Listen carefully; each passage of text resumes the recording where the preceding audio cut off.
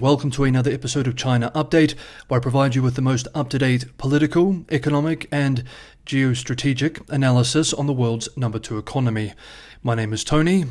Let's jump in. Okay, happy Monday everyone. I hope you had a good weekend and have a productive week ahead. Today's episode will be very economics and finance heavy. Professor of economics at Beijing's Renewal University and prominent proponent of the unconventional modern monetary theory, Jia has called for a substantial expansion of China's fiscal deficit to fund direct increases in Chinese household income. Jia's comments have sparked a debate among economists, policymakers, and commentators in recent days, touching on themes familiar to regular China Update viewers: slowing growth, weak household demand, and local fiscal pressures. Professor Jia argues that China should lift its headline deficit ratio to above 5% of gross domestic product on average for the next decade, well above the traditional 3% max and this year's 3.8%, at a time when local government debt is already at record levels and central decision-makers are concerned about risks to systemic financial stability. Here are some of Jia's thoughts on this wider policy debate from a recent interview. Quote, "The economy is returning to a downward trend already present before the pandemic. The grim challenge of insufficient demand remains. Exports have been bad this year, and the overall trend is increasingly negative, even though it may improve next year. China will have no choice but to rely on domestic demand and the domestic economic circulation to achieve growth. But China is facing a lack of consumption demand, which is fundamentally due to residents' relatively weak income that fails to absorb products made in the highly efficient industrial sector. I propose a much more direct and effective solution, which is to significantly raise the central government's fiscal spending and deficit ratio to lift residents' income.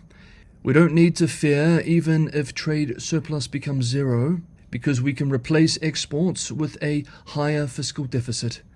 As the deglobalization trend deepens, other countries are set to implement increasing trade restrictions on China." End quote. In an office down the road from Jia at Peking University, Professor of Finance Michael Pettis voices his agreement with some of his comments, especially the call to adjust income distribution to compensate for insufficient demand and resolve the issue of oversupply. Quote, "I think Jia is absolutely right. For now, Beijing prefers to borrow to fund yet more non-productive investment in infrastructure and increasingly manufacturing. Beijing assumes that this will boost employment, which will in turn boost the consumption needed to absorb the imbalances. But not only is boosting supply the wrong way to resolve weak demand, it causes productive resources to be deployed in unproductive uses. In an economy in which businesses refuse to expand production because of weak demand, boosting real demand is the best way to boost productive investment. That's what government borrowing should fund. In the longer term, the only way to sustain domestic demand requires a shift of income from local governments to households. But that will inevitably be a slow, politically contentious process. Jia's proposal is a good near-term step." End quote. Next up, we move to housing. As the housing crisis enters yet another year, policymakers continue their increasingly desperate search for new engines of growth for urban construction, traditionally a massive driver of GDP.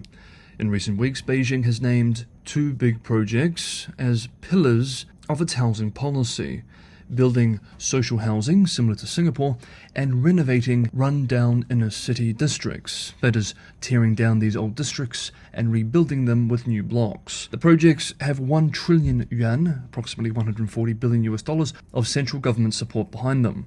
On the face of them, the projects could be a good idea. Replacing old homes with new ones doesn't add to an already oversupply of housing and would give developers much needed work to ease their liquidity squeeze. Building or improving housing for the poor is likely to be very efficient when it comes to transferring income to poor households. This will allow these households to feel more secure and to consume a larger share of their incomes. Indeed, according to a recent Fiscal Dragonomics report, renovating urban villages in 35 cities could mean 150 million square meters of new housing starts per year, quote, driving 10% growth in the area of newly started property in 2024, reversing a 23% plunge so far this year, end quote. However, this is where the good points end. Redeveloping urban villages is expensive, politically complex, and slow.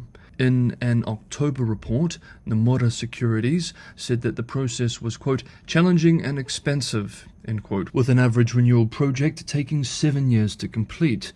Chinese brokerage CITIC Securities estimated that China might invest nearly $140 billion annually for a full decade. But then this raises the question of who pays for this. Local governments don't have the fiscal space, and unlike new developments, they can't rely on selling land to fill the gap. There is also the issue that while these programs could ease some of the pressure on the housing sector, it's not nearly enough. The 1 trillion yuan, $140 billion support announced by Beijing is equal to less than 1% of China's annual GDP, and this is for a multi-year program. In a recent note, Nomura analysts argued that conservatively, over 3 times that is needed just to finish units currently under construction. This also assumes that there will be a market to buy these new renewed homes in the future. If the current property downturn is cyclical, then the government can hold on to them and sell them in the future when the market turns around. However, if this is a structural decline, these will represent yet more deadweight assets on government balance sheets. Next up, how should the US react to China's economic slowdown? If you're getting some value from today's episode, don't forget to hit the like button. Liking, sharing, and subscribing are all big helps. And Patreon and Buy Me a Coffee links are in the description below for anyone who can go the extra mile and help me continue making these episodes open and free for everyone 6 days a week. Thank you so much, everybody, for the ongoing support. Next up, we examine a widely shared recent piece published by US-based Rhodium Group analysts Daniel Rosen and Logan Wright, both highly respected voices on China's financial system. The piece is written for a US elite audience and makes 2 key points. 1, China's economy is structurally slowing, and 2, the US needs to have a correct policy response to this. We end today's video by quoting selected excerpts from the piece directly. The prevailing understanding of the direction of the Chinese economy and the reasons for its slowdown is of great importance to the United States and its allies and partners. The political attempt to drive China's rejuvenation produced an overzealous pursuit of economic growth based on unsustainable foundations. China's slowdown is the result of a decade of overinvestment in property and infrastructure, financed by loading debt onto households and local government entities. To maintain the appearance of official fiscal prudence, Beijing limits localities' ability to issue debt. But to achieve world-beating GDP growth at the same time, authorities let nominally private local government financing vehicles to do the borrowing instead, keeping liabilities off the state's books. After years of unsustainable property booms and rising local debt, these entities are unable to handle their obligations. Engines of growth have become engines of distress. Historians will debate how imprudent this growth model was, but they should not be distracted by the erroneous idea that things were going well in China until the United States blocked investment flows. In fact, corporate direct investment in China and the portfolio investment flows have been slowing since 2021 because of concerns about market conditions, not US targeted investment restrictions. The primary driver of China's economic slowdown has been the end of the property and infrastructure bubble, and that is a purely domestic phenomenon.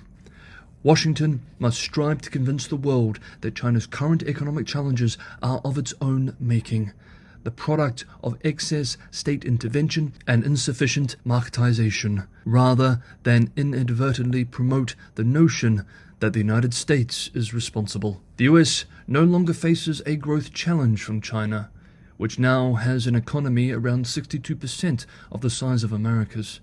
The Chinese leadership is going to need to make its own hard choices about which strategic priorities to support in the future as the country's resources decline. Beijing is likely to end up ceding ground to Washington as a result. There is little for the United States to gain from blocking economic and financial transactions with Beijing in most consumer-facing businesses and areas of portfolio investment. By gratuitously restricting trade with China in low-stakes areas, Washington will only create tensions with its allies and partners.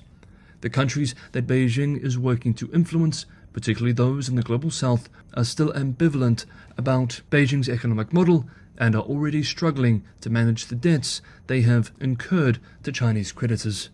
Pointing out the potential costs of alignment with Beijing and the limited assistance its economic model can provide will be ineffective as long as Beijing can blame the United States for its economic pain and that of its friends. Washington's challenge is twofold. First, it must determine how it should talk about the Chinese slowdown and make clear that the fault is Beijing's. Second, Washington must prepare to mitigate the negative consequences that the Chinese slump will have for the U.S. economy as well as for vulnerable countries, especially in the developing world. Only after these important steps have been taken should U.S. leaders consider whether there is a responsible way to profit from China's economic stress. Regardless of Washington's messaging, Beijing will continue to argue that the United States fears China's rise and is focused solely on limiting China's economic achievements in service of containment. But if Washington can avoid taking the blame for Beijing's economic malaise and promote a deeper understanding of its causes, China's argument will be less compelling in Europe, the Middle East, and Southeast Asia, and its strategic and diplomatic options far more limited. Moreover, the US argument will only become more convincing if the Chinese authorities' missteps on economic policy continue.